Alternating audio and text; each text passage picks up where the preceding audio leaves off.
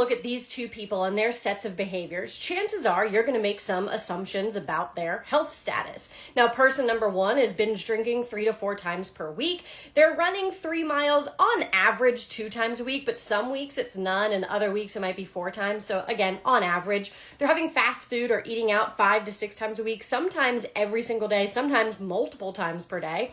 They're eating a lot of late night food on those nights that they're going out and binge drinking. They're rarely having home cooked meals, and when they do eat a home cooked meal, it's usually like boxed mac and cheese and they're eating the entire box. They're not getting a lot of sleep. They're going to bed late and waking up early for work, so only getting about 4 or 5 hours of sleep, and they're not getting a lot of NEAT, which is that non-exercise activity thermogenesis. Their job is very sedentary, so they're really not up and moving around.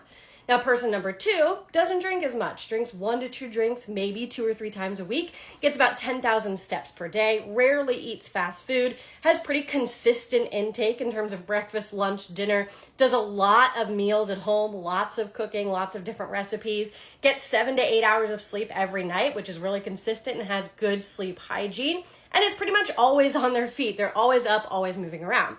Now, again, if you look at person one and person two, you're going to make some assumptions, and most of you are going to say that person one is not very healthy. Now, what if I told you that this was person one and this was person two? Spoiler alert, it's me, and that's the case. Person one was 23 years old and doing all of those things that I listed, and this is me now. Now, what happens is a lot of you start to then come up with all of these things. Oh, person two must be lying. There's no way she's doing that. If she were doing that, she wouldn't look like that. All of these things start to come up, as opposed to actually believing that maybe, just maybe, size doesn't always correlate to health.